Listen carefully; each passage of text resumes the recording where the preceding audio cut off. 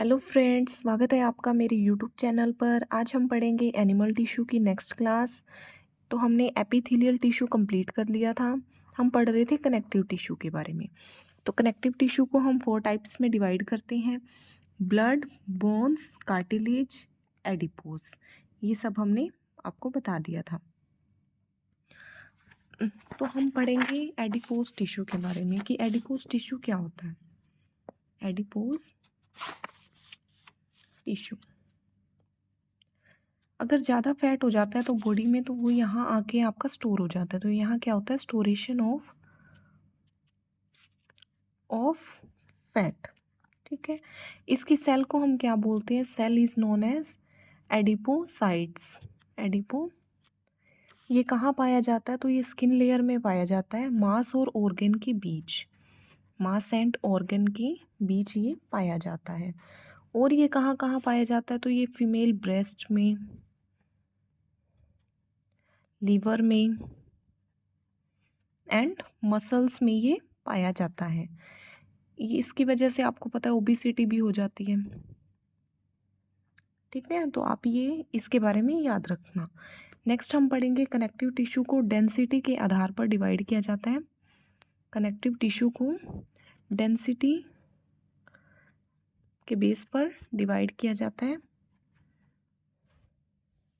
एक होता है एरोलर, एक होता है डेंस। एक होता है एरोलर टिश्यू कनेक्टिव टिश्यू, एक होता है dense connective tissue. Dense connective tissue ये आपने सुना होगा, 2 टाइप्स होते हैं इसके, ligament and tendon.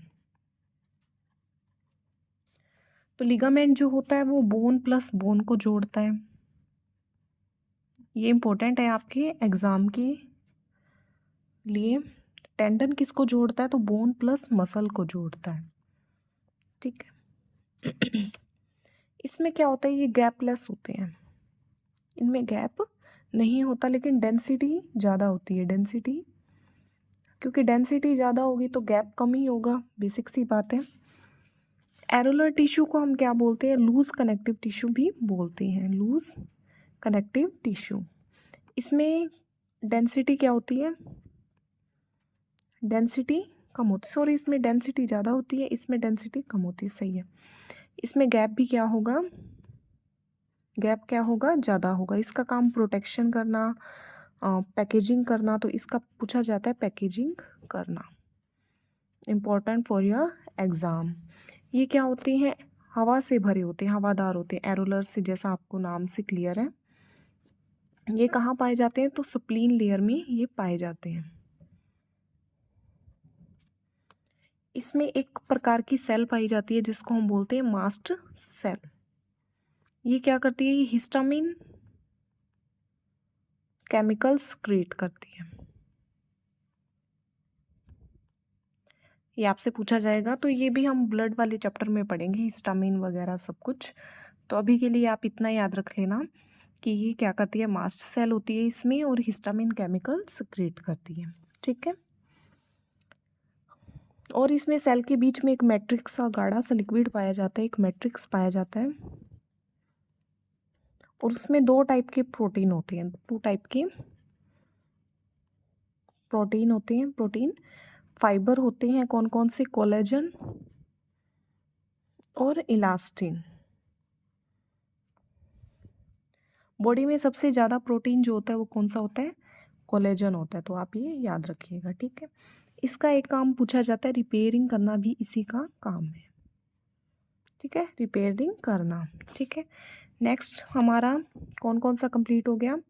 Epithelial complete हो गया और कनेक्टिव टिश्यू कंप्लीट हो गया। नेक्स्ट हम पढ़ेंगे मस्कुलर टिश्यू के बारे में। मस्कुलर टिश्यू ये मसल से बने होते हैं। मसल्स का 50 से 70% बनाते हैं। हमारी बॉडी वेट का कितना परसेंट बनाते हैं? 50 से 70% बनाते हैं। मसल्स का कलर कौन सा होता है? तो रेड होता है, आपको पता है। कौन सा पिगमेंट होता है जो कलर देने का काम होता है? वो किसी ना किसी पिगमेंट का होता है। तो इस पिगमेंट का क्या नाम है?